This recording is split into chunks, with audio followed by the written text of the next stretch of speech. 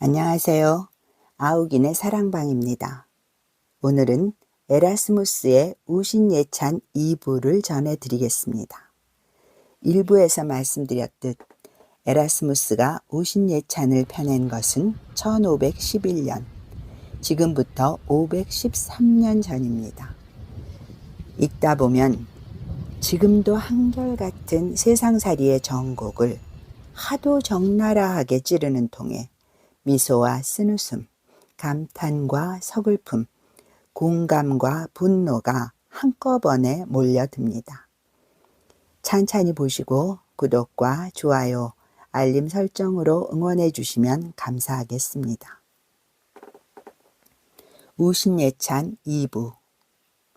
내가 없다면 어떤 모임에도 즐거움이 없고 어떤 관계도 오래 지속되지 않는다.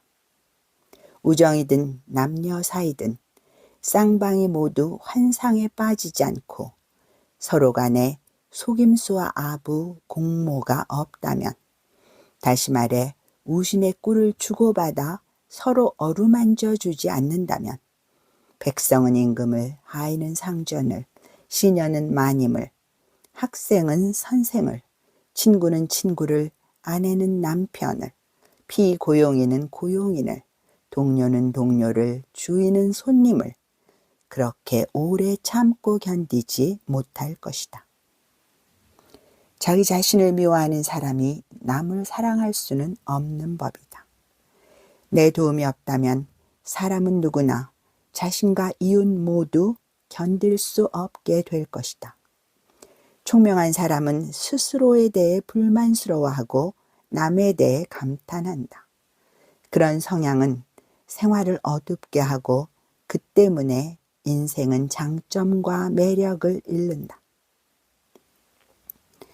사는데 가장 중요한 예절을 지킬 수 있는 건 자존심 덕이다. 자신을 불만스러워하면 남들에게 우아하게 보이고 환영받기 어렵다.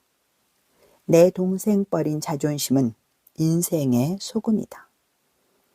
그게 없으면 웅변가는 연설 도중 열정이 식을 테고 음악가의 멜로디는 따분해지고 화가 역시 맥이 빠질 게 뻔하다. 자존심 덕분에 무슨 일을 하든 자기 자신에게 먼저 갈채를 보낼 수 있고 그 결과 꾸준히 제2를 해낼 수 있는 것이다. 행복이라는 게 현재 상태로 머물고 싶어 하는 것이라면 자존심이야말로 자기 얼굴이나 정신, 가문, 신분, 교육, 조국에 대해 불만스러워하지 않도록 해준다. 아일랜드인이 이탈리아인이 되려고 하지 않는 것도 그런 까닭이다. 마찬가지로 그 어떤 행위나 예술도 내 도움 없이 탄생될 수 없다.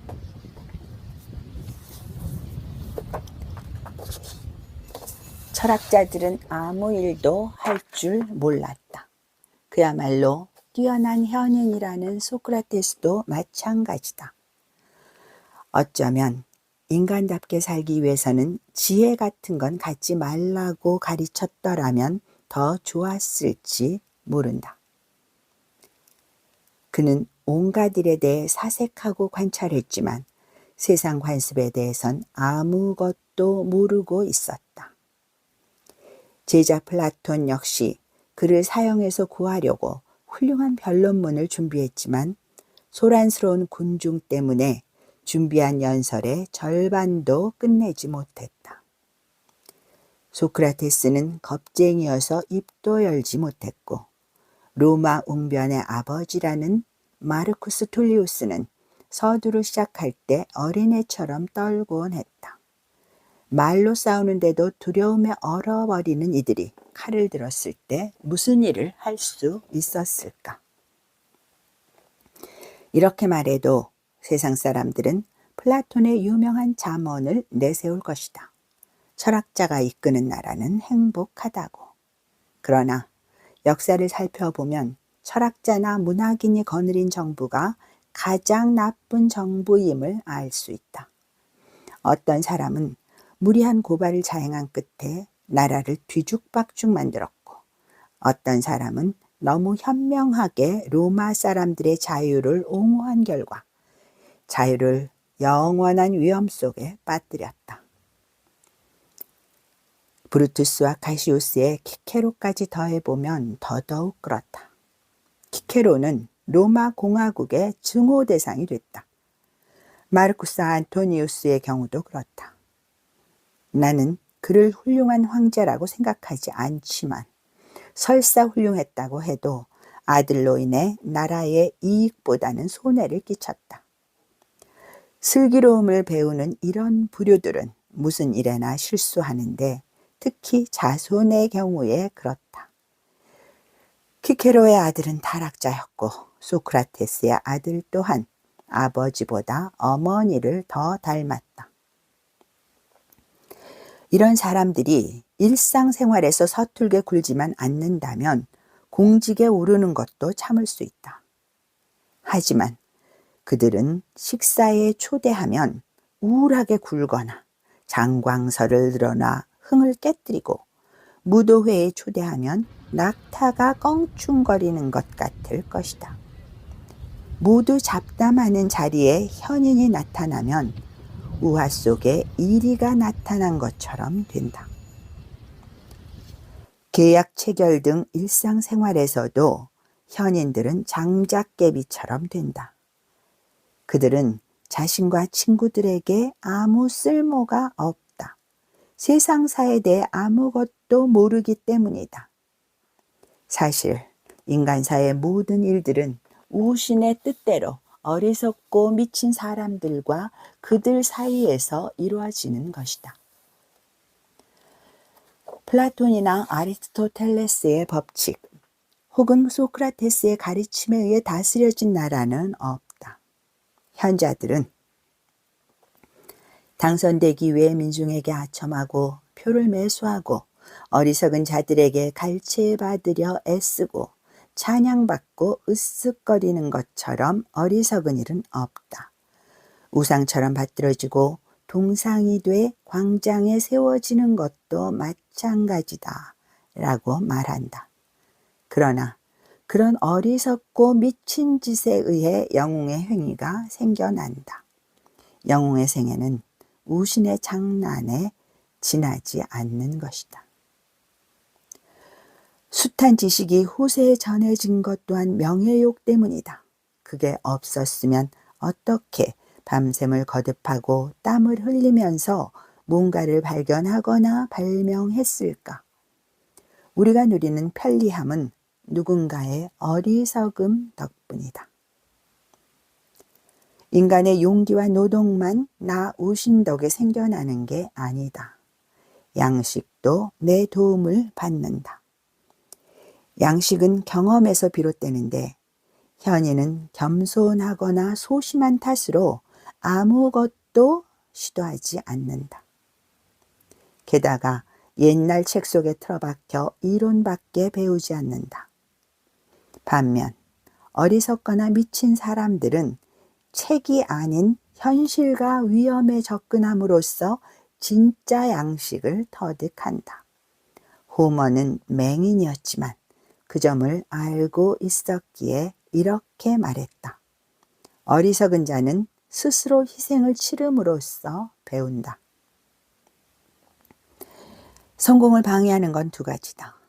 명석함을 흐리게 하는 망설임과 위험을 알려 행동을 막는 두려움이 그것이다. 우신은 그런 것들을 쫓아버린다. 그 결과 망설이지 않고 감행했을 때 얼마나 큰 이득을 보는지 아는 사람은 적다. 세상 일은 서로 다른 두 개의 얼굴을 갖고 있다. 내면과 외면이 다른 것이다.